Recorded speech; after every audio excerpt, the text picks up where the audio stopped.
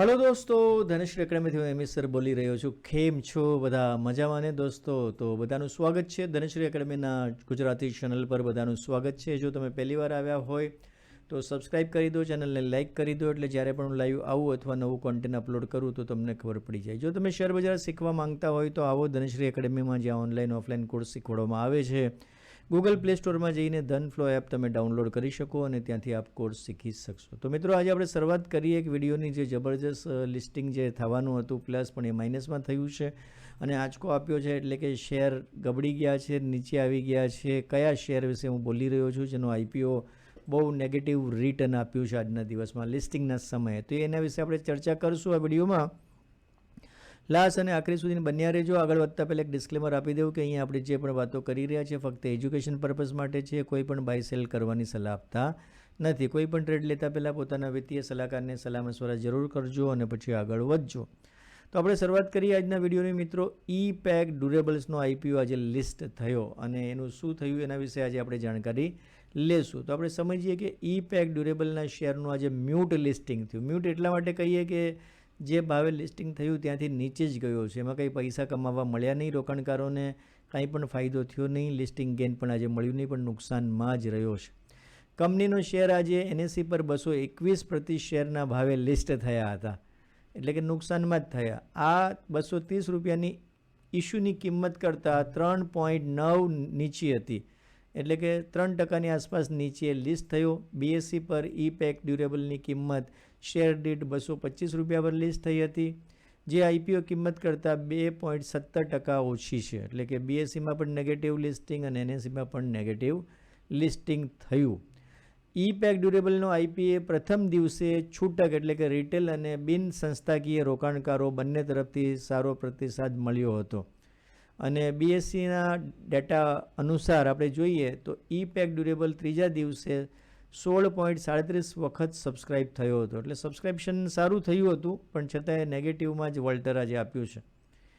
ઈ-પેક ડ્યુરેબલનો આઈપીઓએ 18 જાન્યુઆરી ગુરુવારે 230ના ભાવે 83.48 lakh equity share ફાળવીને anchor રોકાણકારો પાસેથી 192.01 કરોડ એકત્ર કર્યા હતા. એટલે 192 કરોડની ઉપરનો આસપાસનો અમાઉન્ટ એન્કર ઇન્વેસ્ટર પાસેથી એમણે રોકાણકારો પાસેથી મેળવ્યો હતો. ઈ-પેક ડ્યુરેબલનો આઈપીઓ સબસ્ક્રિપ્શન માટે 19 જાન્યુઆરીએ ખુલ્લો રાખવામાં આવ્યો હતો અને બુધવાર 24 જાન્યુઆરીએ બંધ થયો હતો. ઈ-પેક ડ્યુરેબલ લિમિટેડનો આઈપીઓની પ્રાઇસ બેન્ડ 218 થી 230 નક્કી કરવામાં આવી હતી અને આજે જે ઓપન થયો અને નીચે જ થયો, એટલે નુકસાનમાં જ થયો. ઈ-પેક ડ્યુરેબલના આઈપીઓની લોટ સાઇઝ 65 શેર ઇક્વિટી શેરની હતી, એટલે 65 શેરની એક લોટ સાઇઝ હતી. ઈ-પેક ડ્યુરેબલનો આઈપીઓ ક્વોલિફાઈડ ઇન્સ્ટિટ્યુશનલ બાયર્સ, એટલે કે ક્યુઆઈબી માટે પબ્લિક ઇસ્યુનો 50%, બિન સંસ્થાકીય રોકાણકારો માટે 15% અને છૂટક, એટલે કે રિટેલ રોકાણકારો માટે 35% માટે અનામત રાખવામાં આવ્યો હતો. ઓએફએસ માટે, એટલે ઓફર ફોર સેલ માટે પ્રમોટર બજરંગ બોથરા, લક્ષ્મીપેટ બોથરા, સંજય સિંઘાનિયામાં પ્રમોટર જૂથના 119 કરોડના મૂલ્યના 51.75 લાખ શેર જે ઓએફએસમાં વેચવામાં આવેલા હતા. અજય ડીડી સિંઘાનિયા તેમજ પિંકી અજય સિંઘાનિયા, પ્રીતિ સિંઘાનિયા, નિખિલ બોથરા, નીતિન બોથરા, નિખિલ બોથરા અને રજતકુમાર બોથરા દ્વારા વેચવામાં આવ્યા હતા ઓફર ફોર સેલમાં. ઈ-પેક ડ્યુરેબલનો આઈપીઓમાં એક્સિસ કેપિટલ અને DM capital advisers limited book running lead manager હતા. આઈસીઆઈસીઆઈ સિક્યુરિટીઝ લિમિટેડ છે અને રજિસ્ટ્રાર કે ફિન ટેકનોલોજીસ છે. ઈ-પેક ડ્યુરેબલ લિમિટેડ વર્ષ 2002માં સ્થાપાયેલ કંપની છે અને એર કન્ડિશન અને ઘરના નાના ઉપકરણોનું ઉત્પાદન કરે છે.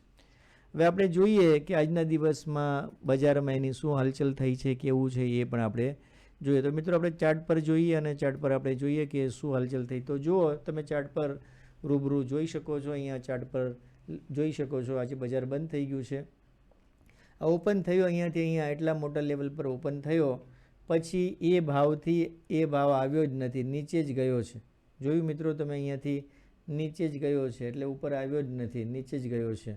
અહીંયા આ એનો હાઈ લેવલ હતો આજના દિવસનો, એ હાઈની આસપાસ આવ્યો જ નથી અને નીચે જો આ નીચે નવો લો જ બનાવતો ગયો. આખો દિવસ એણે શું કર્યું, નવા લો બનાવ્યા, પણ લોથી થોડોક ઉપર છેલ્લે બંધ આવ્યો. એટલે જ્યાં લિસ્ટિંગ થયું ત્યાંથી નીચે જ ગયો છે અને સરેરાશ આમાં નુકસાન જ રહ્યું છે. સવારે તો નુકસાન 3% આસપાસ હતું, પણ બંધ થતાં આમાં નુકસાન હજી વધારે થઈ ગયું અને બંધ થતાં હજી નીચે એમ કરતાં 224 રૂપિયાનું જે લેવલ હતું ત્યાંથી બંધ થયો NSEમાં 207 રૂપિયા 60 પૈસાની આસપાસ. એટલે 207 રૂપિયા 60 પૈસાની આસપાસ બંધ થયો, એટલે કે લગભગ 9.74 એટલે કે 9.10% આસપાસ નીચે બંધ થયો છે. એટલે ઘણું એવું નુકસાન થયું છે. ઓલમોસ્ટ 9.10%નું નુકસાન આજે લોકોને આમાં થયું છે. હવે પ્રશ્ન એ થાય છે કે શું તમે આ શેર તમને લાગ્યો હશે IPOમાં તમે જાળવી રાખશો કે નીકળીને બહાર નીકળશો, એ મને જરૂર કમેન્ટ બોક્સમાં જણાવજો. કે આવા અમુક ઘણા આવા લિસ્ટિંગ એવા નબળા થાય છે કે જેમાં રોકાણકારોને ઘણું નુકસાન પણ થાય છે. તો તમે શું આ શેર રાખશો કે નીકળી જશો, શું તમારો વ્યૂ છે મને કમેન્ટ બોક્સમાં જરૂર જણાવજો. લાંબા ગાળા માટે આ શેર કેવો રહેશે કે તમને શું લાગે એ પણ જણાવજો. મારા હિસાબે કે આવા જે શેર હોય એના પહેલાં 1-2 મહિના આપણે જોવું જોઈએ કે ડાટા શું આવે છે, સ્ટેબલ થાય છે કે નહીં, કયા ભાવ પર, પછી આપણે ડિસિઝન લેવું જોઈએ. ઘણીવાર પ્રોફિટના શેર હોય તો આપણે રાખતા નથી, પણ નુકસાનના શેર ઘણીવાર લોકો રાખી બેસે છે. તો જુઓ તમે કેટલા રૂપિયા પર આનું સ્ટોપ લોસ રાખશો એ પણ મને જણાવજો. આજના માટે એટલું જ. ફરીથી નવા વિડીયોમાં મળશું.